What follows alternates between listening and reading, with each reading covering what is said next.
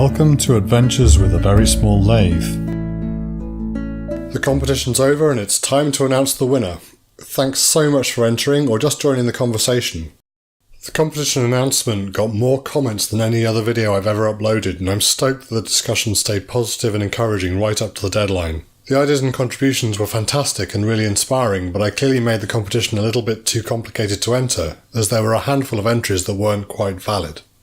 The inspiration for the competition was to create a lively discussion in the comments about future ideas for the channel, but I also included a submission form to make sure that the first person to submit a particular idea got credit for it. The form also made sure I had proper contact details for all the entrants and didn't have problems with fraudsters trying to claim the prize.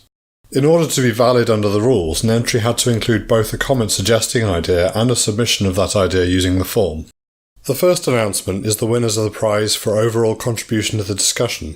In a way, this is the most important prize to me because I'm so grateful to have such a friendly and positive bunch of viewers. I chose these winners first because all the best contributors also submitted really great ideas. In order to have 5 winners, I needed to select the 2 best contributors, then select the other winners from the ideas submitted by everyone else.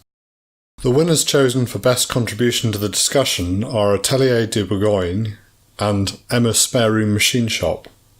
Atelier made a couple of really great suggestions, but more specifically one of their suggestions was based on a refinement of somebody else's suggestion, which is very much in the spirit of the discussion that I enjoyed having in these comments. They also responded to questions with lots more detail.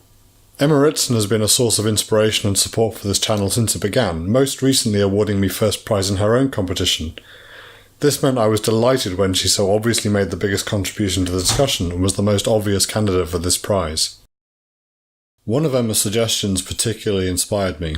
The idea was to make a screw head polishing tool. Ever since I watched ClickSpring's clock-making series, I've been fascinated by the way horologists make screws from scratch, and then make them astonishingly beautiful by polishing and bluing them.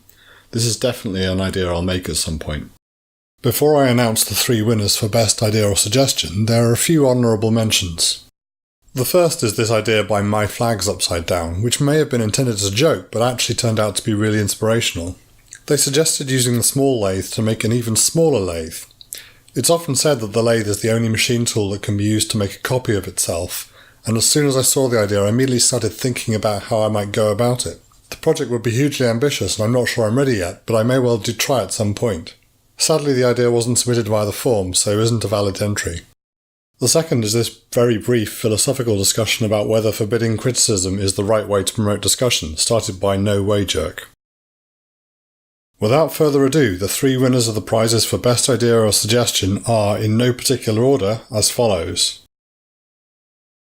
The Cyrus Project for their idea to make a project involving cutting a worm gear and using it. I've wanted to do this before I even owned a lathe, so I really don't need much more persuading. Steve Seidel for their idea to make a quick change tool post. I have some tool post projects coming up, and I also have a little bit too much money invested in my current tool post, but this is a great idea nonetheless. Through the Bulkhead for their idea to make a single point lubrication system for the lathe carriage.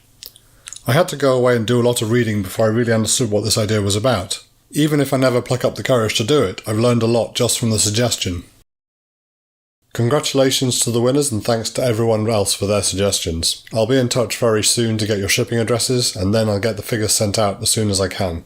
Thanks to everyone who took part in the discussion comments. If you haven't read the discussion already, it's worth it just for the very silly comments about which YouTubers the LEGO figures most look like. Bye for now and check back for some real project videos soon.